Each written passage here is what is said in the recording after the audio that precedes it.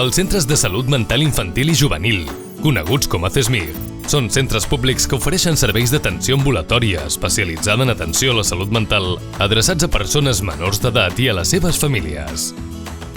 Els usuaris dels CESMIG són persones menors d'edat que presenten problemes emocionals o un trastorn mental en qualsevol de les seves etapes evolutives i que, per la seva gravetat o complexitat, no poden ser ateses únicament en l'àmbit dels serveis d'atenció primària de salut.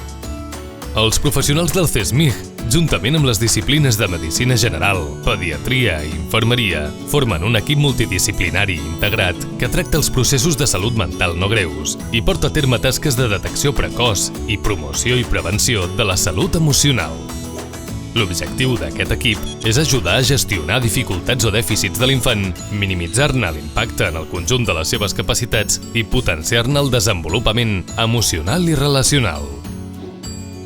El nostre propòsit és fer-ho sempre acompanyant les famílies en la comprensió del funcionament i de les necessitats dels seus fills i filles.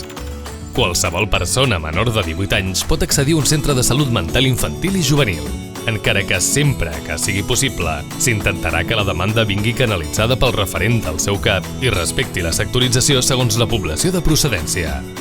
Per ampliar aquesta informació i accedir a les dades de contacte dels nostres CESMIG, entra a fundacióorienta.com i fes clic sobre la pestanya Serveis.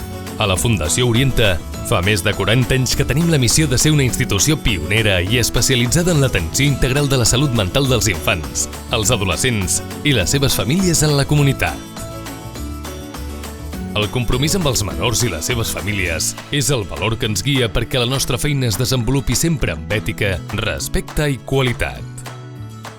Infants i joves han de poder construir el seu projecte de vida i la seva identitat. Garantir el seu futur és el nostre present.